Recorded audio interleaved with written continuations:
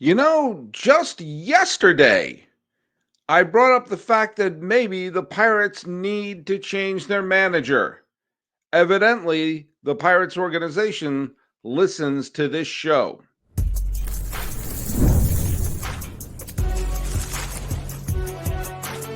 You are Locked On MLB Crossover, part of the Locked On Podcast Network. Your team every day. Hello, baseball fans, and welcome to a Locked On MLB, Locked On Pirates crossover. This is the podcast where we talk about all the Major League Baseball or your 1979 World Series champion. There they are, Pittsburgh Pirates, all season long. And today's episode is brought to you by our good friends over at Fire TV Stick 4K. Turn any TV into your Xbox, no console needed. Head to Amazon.com/Fire TV Locked On to learn more and follow us at Locked On MLB Pods on Twitter or whatever they're calling it these days, and on Instagram. I'm your pal Sully at Sully Baseball Podcast on Instagram. But the best way to get a hold of me is to just leave messages right here on the YouTube page. But as we say, it's a crossover episode. I am not flying solo. Our guest today is the brand new. He has that new podcaster host smell fresh out of the box. The host of the Locked On Pirates show, it's Gary Morgan. Welcome to the show, Gary. Hey, thanks, man. I've been listening for a long time to your show, so I'm excited to be on with you. Well, welcome aboard. The show is going to be eerily similar to previous ones. Tell people where they can follow your fantastic show. Oh, Locked On Pirates, of course, on YouTube or anywhere that you find this wonderful platform hosted, which is everywhere the podcast exists. Alrighty, and we have, by the way, we will go through the trivia question because I had a trivia question up yesterday, and we talked a little bit about the Seattle Mariners, and I said 3 players in Mariner history have hit 200 or more home runs while wearing a Mariners uniform. And I said that the answer that you had Griffey Jr. and you have Edgar Martinez. Who else was on there? And I said forward. You had Griffey Jr., you had Jay Buhner, and Edgar Martinez, who was the 4th. And Pigskin Petey says Brett Boone. And he was wrong. Do you have a guess on there? Do you have a guess there, Gary? Would be A-Rod, would it? A-Rod just missed it. Seattle tall guy got it right. It was Kyle Seager. Kyle Seager. So there you go. A-Rod just fell short. But nope, that's the there. Gary Morgan is here. I'm your pal Sully. You can follow Gary Morgan at Gary Mode 2007. That wasn't the year you were born, was it? No, it's the year I was divorced, which is even better. Oh, there you go. That's a form of rebirth. Boy. Welcome to Locked On Marital Issues. Sully's here with Gary Morgan. Speaking of divorcing and having a clean break, I can't think of a better segue than that. Yesterday, we talked about the fact that some managers should be considered on the hot seat, and I said a couple should be considered, to be given the door right away. Not necessarily that I think that they're the sole problem, but because something's not going on, and they need to do something. And lo and behold, Gary, what was the big news for today? Yes, the Pirates let go Derek Shelton, and it was a bit of a surprise, honestly, that it happened this early in the season. They haven't done it anywhere close to this early in the season since 1954. So yep, I did not expect to see it. I'm glad they did. Yeah, I mean, let's break down that the announcement came around. I heard sometime this afternoon, and I immediately got a hold of you and said, "Hey, guess where you're showing up tonight?" The Pirates are now 22-26, and Derek Shelton, this is according to the Pirates, has been relieved of his duties. I love that. That's such a horrible euphemism. I'm sorry. We're going to relieve you of your duties. They fired him. They kicked him out, and they brought in Don Kelly, former Detroit Tiger and kind of a utility infielder type who actually played a couple of games with the Pirates in 2007 Yep. When the minute you got divorced, they said, "Do you know what? Let's bring this guy in to the Pirates organization, see what he can do." He played a bunch of years with the Tigers, played in the World Series against the Giants, was never a starter, valuable utility player, and a connection to Jim Leland because he played under Jim Leland when he was playing for the Detroit Tigers. Absolutely. So maybe he's one of Jim Leland's lieutenants. My fans of the show know I can't stop talking about hire Bruce He's a Bochy. little bit of a Leland disciple, so there is that. But And so the first questions. Let's get down to the first question. Shelton. I mean, this isn't like Shelton is brand new. It's like, oh, he's only been at the job for a little bit. When you and I talked on the phone earlier, I said he's had a a senator's term. I don't mean the Washington Senate, yeah, but this is the beginning of his sixth season with the Pittsburgh Pirates, and they haven't sniffed 500 no. in any of those years. And so give us a little bit of the pulse of Pirate fans, what they're thinking about when they read that Mr. Shelton has been relieved of his duties. I don't like euphemisms. He got fired. He I got think fired. most people would have preferred that they took a hatchet to the management team as opposed to a scalpel. Ben Cherington tied himself to Derek Shelton too. He said they would be held accountable together when they decided to retain him into this season. And to change your mind this quickly, I mean, in Pittsburgh, we know Bob Nutting made this decision, regardless of who they let present it. He's the one that makes those final decisions on this team. And I'm a little surprised that it's this quick. It felt like he maybe should have stood up to Ben Cherington last offseason and said no instead of allowing him to get talked into keeping him. If they were going to have this quick of a trigger, it just kind of looks messy, but that's in vogue for the Pirates. They kind of tend to do things messy. Yeah. I mean, this is a team that, they had that wonderful run in the mid 2010s where they had the horrible string of luck of 3 straight times being eliminated by a complete game shutout. One by, what was it? The first one was by Wainwright, and then by Madison Bumgarner, and then Jake Arrieta. 3 straight years, where, especially the 20. I've said this before, some of my fans are sick of it. I think if the Pirates get past the Cubs in 2015, I think they're winning the pennant. I think they would have beaten St. Louis, and I think they would have beaten New York. Now, whether or not they would have beaten Kansas City, that's a whole other bag of tomatoes. But that team was a wonderful team, especially down the stretch, the way they were playing. Yeah. And they had a winning record in 2018. I mean, they were not a bad team in 2018. And then 2019, they bad. And then the COVID year, which was the first Shelton year. And then, they've had back-to-back terrible years. But let me tell you, from an outsider, from someone I have a soft spot in my heart for the Pirates. A lot of this is on ownership for not putting, money on the table. One of the reasons why I said this had to happen right away was they have to make a change because they have a good starting pitching staff. They have pitchers who can pitch well, and they're playing in a division. Yes, I know the Cubs are playing well, but this is not a super team in the NL Central.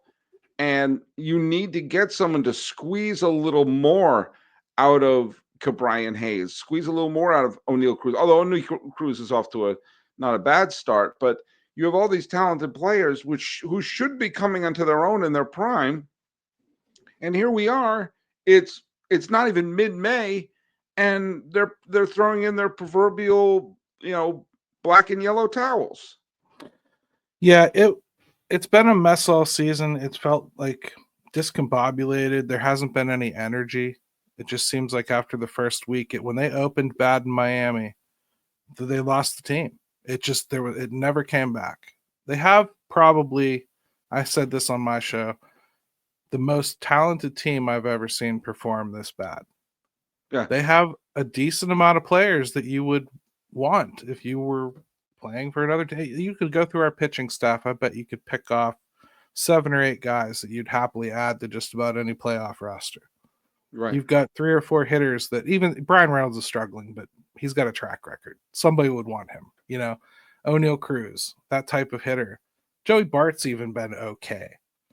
There's a few guys that you could pluck off. The offense is just short, and the problem is we all knew it all off season. I mean, the same holes existed, and to a degree, you want to let them grow. You know, it's supposed to be a young team. Problem is they're starting like 3 or 4 30-year-olds every day. It's not a young team. Yeah. Well, the biggest thing is the fact that they have a player or two that they should be building a team around. And I think it's inexcusable if a franchise caliber pitcher has fallen into your lap that you do not build around them. When we come back, we're going to wonder what Don Kelly can bring to the table. And remember the fact that we still have 3/4 of the season left to play. And could this be the thing that sparks, oh, I don't know, relevancy? Hey, do you have a busy morning? Whether it's me, I'm heading to my classes to teach so I can get ready to podcast. Sometimes you're shuttling your kids back and forth. You got an endless to-do list. Your morning sets the tone for it all. That's why it should start with a perfect cup of coffee crafted just for you. Enter Trade. Trade is the #1 coffee destination in the United States, delivering fresh, incredible coffee from over 50 of the country's top roasters. Whether you're a cold brew fan or a pour-over purist, they've got a roast that you will love. Now, I took Trade's quiz, took only a minute, and the first bag they sent me was spot on what I drink as my cup of joe. The coffee was fresh, smelled amazing. I put my face right in and went, ah! You know what? No more grocery store coffee. I do it right now with Trade. And if the first match isn't perfect, you know what? Trade will replace it for free until they get it just right. I love that their prices are compared to grocery store brands, but the flavor, do you know what it is? It's on a whole different level. Right now, Trade is offering our customers 50% off a 1-month trial at drinktrade.com/lockedonmlb. That's TRADE.com/lockedonmlb for 50% off your 1-month trial. Drinktrade.com/lockedonmlb. And now let's hear from our good friends over at the Amazon Fire TV. Did you know that your Fire TV is also an Xbox? Turn any TV into your gaming and entertainment hub with Fire Stick 4K devices. No console required. Just grab your pair controller, subscribe, or sign in to Xbox Game Pass Ultimate with EA Play included, and you're ready to play. Dive into hundreds of premium titles from EA Sports College Football 25 to Call of Duty Black Ops 6 to Avowed. And as easy as you stream your favorite shows, it is gaming made simple, and it's all on your Fire TV. Now, they've got Wi-Fi 6/6E and auto low latency mode, advanced technology. Fire TV Stick 4K delivers smoother, more responsive gameplay with lightning fast speeds that you need to play competitive. Now, with 4K streaming and more than 1.5 million movies and TV episodes from your favorite subscribed services like Netflix, Prime Video, Disney Plus, Max, and so much more. Play high-quality Xbox games at a fraction of the cost of a console. If you have a console, a Fire TV Stick 4K device is more affordable and easy to travel, allowing you to take your games wherever you plug in. Now, my kids are hardcore gamers. They love playing the games. They love playing their Battlefront and all of that stuff. And do you know what I do? I just wait for them to be done, and then I flip right over and I watch my shows on the Netflix, and it all works out great thanks to the Amazon Fire TV. Now head to amazon.com/Fire TV Locked On to get started. Xbox Game Pass Ultimate subscription and compatible controller are required. Available on select devices, including Fire TV Stick 4K 2nd Gen, Fire TV Stick 4K Max 1st and 2nd Gen, and Fire TV Cube, that's the 3rd Gen.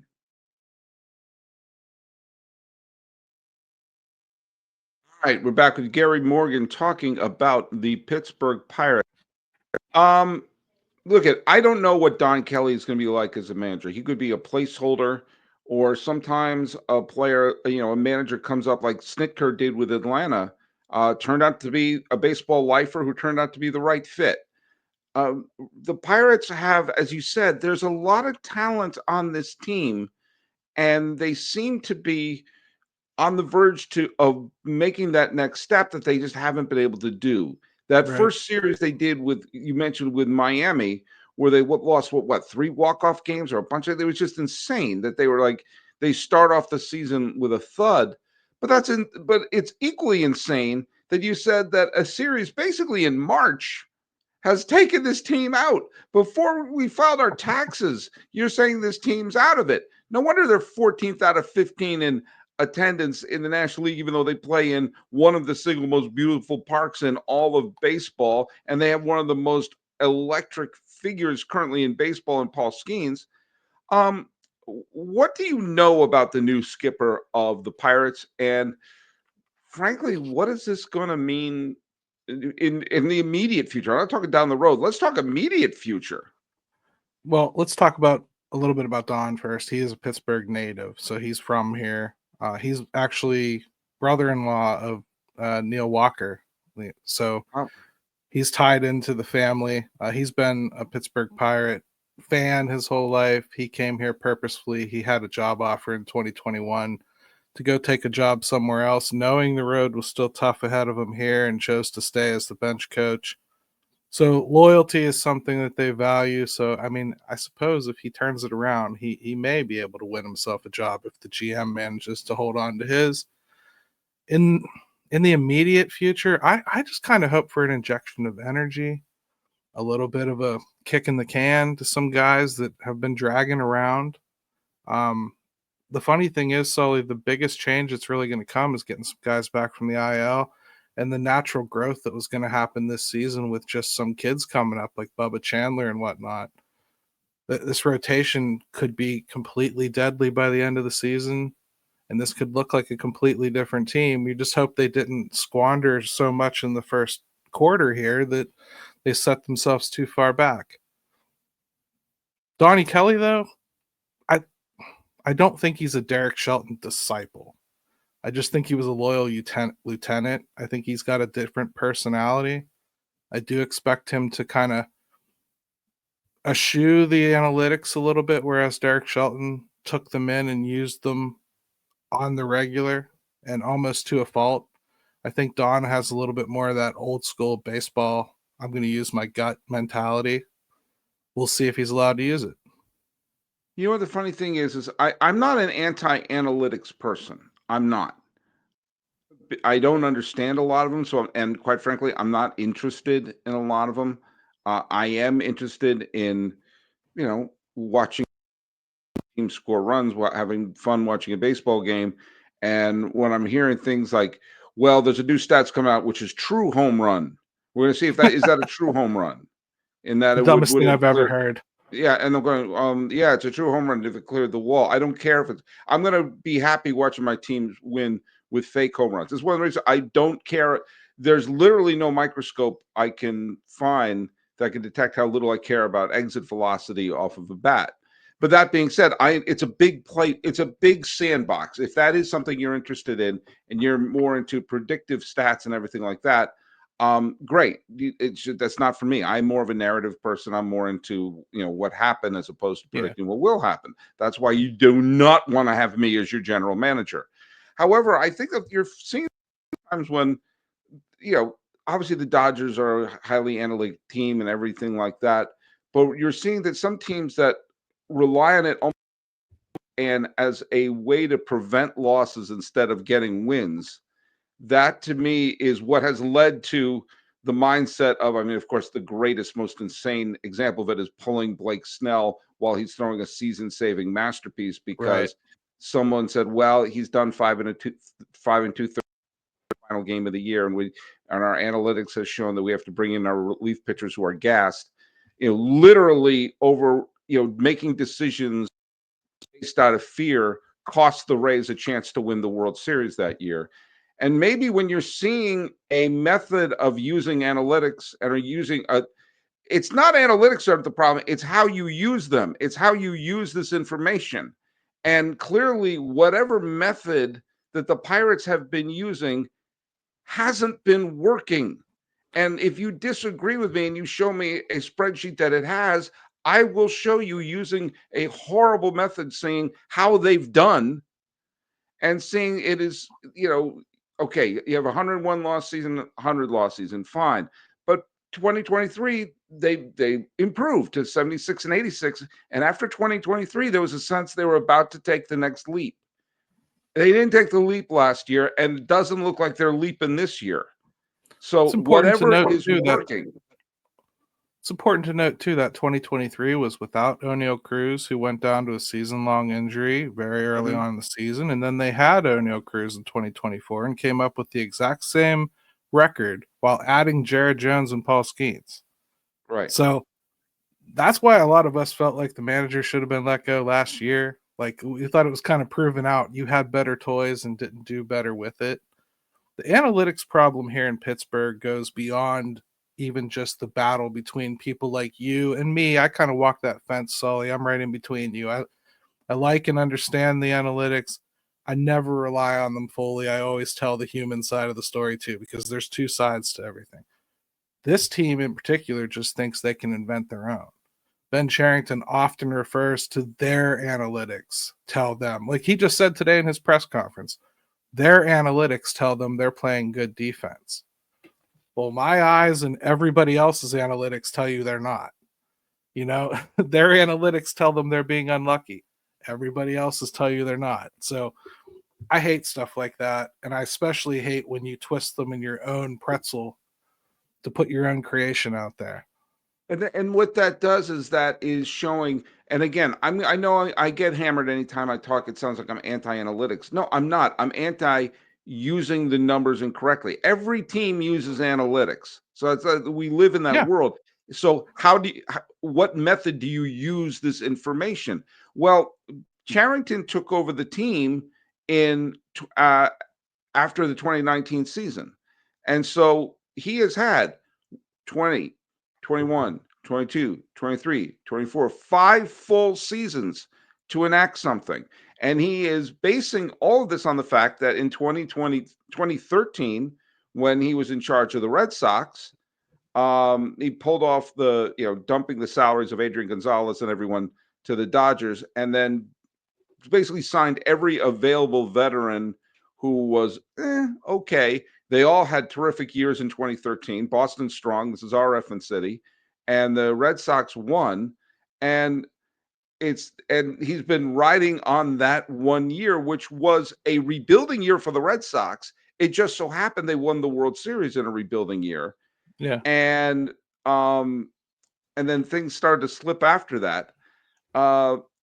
He'd be nice if he maybe did something like that, which was grab a bunch of veterans and throw them on the team. But the fact of the matter is, he's had 5 years to put something together. And yes, Derek Shelton needed to go because it wasn't working with him. But what he's doing with the same data that everyone else has isn't working either. And I can prove it by pointing at the results. Truth. And I can tell you a story from last year. Like their analytics decided that swinging at the first pitch was bad. Well, the league, after about a month of the team not swinging at any first pitches, they do what on the first pitch every time? Right down the middle. So what does everybody's at bat start like? 0-1. And then you can't get that bat off the next time because they're hunting the corner, and if they paint the corner, 0-2. And then you're striking out like lead, and he's held on to this for years. And yeah, they're starting to do it now because they realize they have to vary their approach, but that's the way they read and execute analytics with this team. And it's ruined them, quite honestly. It's ruined some good players. And they need to be able to take the numbers, use that information. You see success stories recently where there's a combination of using the data and using the scouting and using a manager who's able to get the most out of the players. Whether Bochy doing that with the Rangers in 2023, you could make the argument that Dave Roberts did that last year. Of course, they had big superstars, but he had to thread the needle because his pitching staff was in tatters in the World Series and still be able to pull it off. They have an ace. I mean, I could tell you they another have place, good pitching. but I could tell you another place it kills them. Onboarding guys from AAA to the majors, because as soon as they get to the majors, they fill their heads with data that they've never seen. Yeah. And then send them up to the plate with all of this new information and stuff they've never thought about before. And now all of a sudden they're up there thinking at the plate. And what happens when you're thinking at the plate? Don't think. Right. Don't think. Well, I'll tell you what, when we come back, we're going to wonder if there's going to be any hope for the final, I don't know, 75% of the season. Hey, the NBA playoffs are in full swing, and every night delivers highlight-worthy performances, major momentum shifts, and can't-miss moments. Whether it's a game-winning shot or a breakout player, there's never been a better time to get in on the action. FanDuel makes it easy to stay in the game before tip-off and live with player props, performance trends, and same-game parlays. Fans have more ways than ever to play smart and win big. Now, look it, this could be a fun time in the NBA. Will Boston and New York lock antlers for a long series where the defending champs make quick work of them? Will Indiana upset Cleveland? What's going on with OKC? Which players are showing up with the biggest moments? And how would you like to combine live prop bets mid-game based on how the action unfolds? If you got a read on who's heating up, why not back it up with the same game parlay? How could $200 and bonus bets add to excitement if that first $5 bet wins? Now, if you're new to FanDuel, it's the perfect time to sign up. Head to FanDuel.com, place your first $5 bet, and if it wins, you'll get $200 in bonus bets. Make every moment more with FanDuel, an official sports betting partner of the National Basketball Association. I want to just bring up one of my listeners and viewers responded to my Mariners-based podcast the other day, and something you just said reminded me of. So I'm going to post with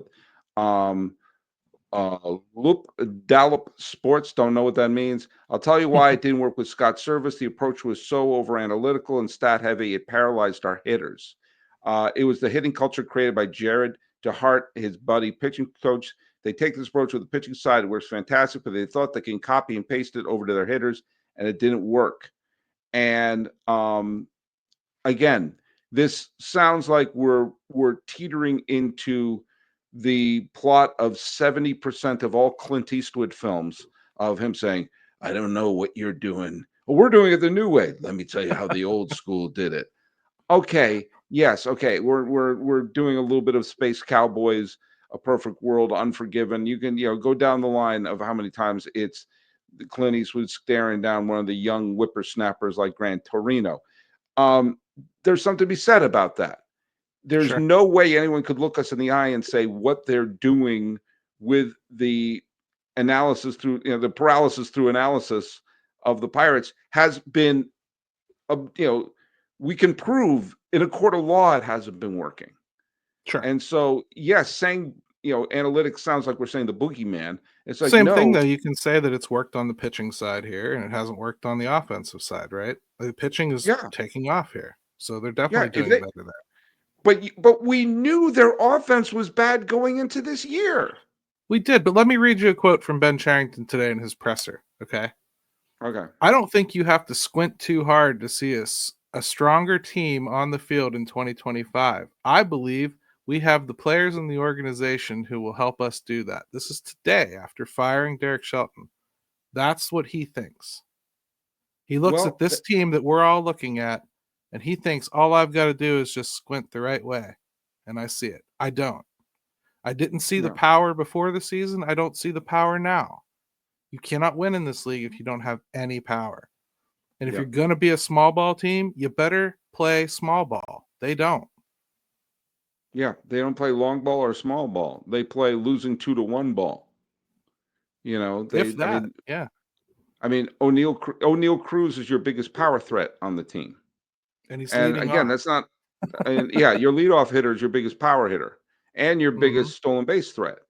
If they put this team together like they were, I'm old. Look, I'm old enough to remember the Pirates winning the World Series. That's how ancient I am.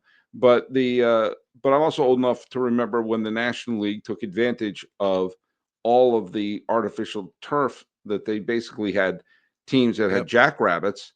Then have a team like Jackrabbits and build the team like the 2015 Kansas City Royals, where you have teams on their heels stealing bases, going first to third on a single, forcing the other team's defense to make the correct play, and with a bunch of, and being able to take advantage of that. But they can't do that either. So they kind of have to figure out, because they're a feathered fish right now. They're a team without power and without speed. So how the hell are they going to start winning ball games here? Um, what is the one thing other than Ben Charrington having to update his LinkedIn page? What is the one thing that you think the Pirates can do this year to spark this team and be competitive? Well, first of all, Donnie Kelly has to get them turned around. At least this unit has to start performing to the upper echelon of their capability. They're not right now. If he can do that, that sets the baseline a little higher. But after that, they have to do something aggressive. And the sad thing is, I don't really want Ben Charrington doing it. Yeah. But I think they need to probably trade somebody like Mitch Keller with all this young pitching coming. They need to move him to somebody for a bat. They need a bat. They need major league bats too. But Yeah. And it's so like right now, like the one name you keep hearing over and over is Luis Robert Jr. and they're talking about him yeah. as if he's Frank Robinson in his prime. I You mean, know, I'd rather have he, like Weiler or Abreu from Boston. They've got all those kids coming up that they don't have room for. There might be a deal there. Baltimore is struggling a little bit on the mound. You might be able to find something there with an overflow guy like Kobe Mayo or something. But I want somebody tested and true and ready for Major League Baseball with some years of control. That's what you should get for Mitch Keller if you're going to deal him. If you're not going to, don't. That's you really know, all I got. I don't want to trade any of the kids because that is the rebuild, and I want to set the next GM up for success. I don't want to yeah. strip him bare. Yeah, I mean Baltimore's an interesting trade because they seem to be the next team that should be looking long and hard about being incredibly underachieving. Again, I can't stress this enough. I don't wish ill on Brandon Hyde. I didn't wish well on Derek Shelton. Just at some point, Brandon Hyde's been there 7 years. He's had a little bit of success, but this team looks dead from the neck up right now. They're starter And coaches, right? Though, Sully. I mean, you've been doing this a long time. They're starter coaches. When you're going to a rebuild, you bring in a coach that has no experience. They coach it for a mhm, while, and they have to follow the program and play all the kids and deal with all the bumps and bruises. And then once you're done with that, you go and hire a big boy coach. Just like Philadelphia had to go and get Thompson and start over, right? When they mhm. got to the top of their pyramid, you have to do it. Yeah, Every and the team Cubs does had to do that with Craig Counsell. it. Right. Sometimes a starter coach becomes a big boy, manager. But the It's rare. Pirates right now, they're now 10 games out. They're the only team sub 500 in the division. And Cincy, who got a big boy manager, and Hmm. have their own issues, but they're trying to address that. The Cubs are not. The Cubs look very good this year so far, and especially because they've held their own with the likes of Los Angeles and San Diego. And they have Imanaga has pitched really, really well. And they have Pete Crow Armstrong showed that they completely won the Javier Baez trade with the Mets. But it's not a team you look at like, oh my God, this team is this team's going to be a 100-win team. I mean, they very well could be, but this is also a team that has potential holes in their bullpen, and they could be vulnerable. And what you just got to hope for is that at least a change of direction is going to kickstart this Pirate team. Yeah, and I think that's what we're rooting for at this point. If you're like me, I'm rooting for growth that I thought was going to happen as the season went on anyway. I just wanted to be starting from a better starting point. We're Yeah. not, but I'm still looking forward to all those bolt-ons that I thought were going to come through here as the season played on. And hey, that's the nature of the beast when you decide you want to build your team almost completely internally. You're going to take bumps and bruises, and you got to be willing to deal with kids, and you got to fight through it. Derek Shelton wasn't very good at that either. So for that regard, I'm kind of happy to see him go for many reasons. Playing kids, not his strong suit. Well, talk about the Pirates is going to be your strong suit, Gary Morgan. Tell people where they can follow your show. Well, Locked On Pirates, check out the channel. Subscribe if you don't. Subscribe to Sully too. And check me out on X. I chatter there all the time. You can find me there. I'll be on that in the Locked On channel on there. Facebook, if you really want to look hard. Instagram, I try to figure out. My kids help me with. There you go. Well, which could bring us to today's trivia question, which is Pirates related, And that is, which Alou brother won a batting title with the Pirates? The Alous at one point were the starting outfield of the Giants, Felipe, Jesus, and Matty Alou. One of them found himself as a member of the Pirates and won a batting title for his trouble. Actually, later, two of them won rings with the Oakland A's, but one of them won a batting title. So, which one of the Flying Alou brothers won a batting title with the Pittsburgh Pirates? Put your answer right down here in the YouTube comments. And follow us at Locked On MLB Pods on Twitter, whatever they're calling it these days, and on Instagram. I'm your pal Sully. I'm at Sully Baseball Podcast on Instagram. And leave your messages here. And Gary told you all about all the places to follow him. Talking about a managerial firing that I think I caused with Gary Morgan, the new host of Locked On Pirates. This has been a Locked On MLB, Locked On Pirates crossover. I am your host, Paul Francis Sullivan. Please call me Sully.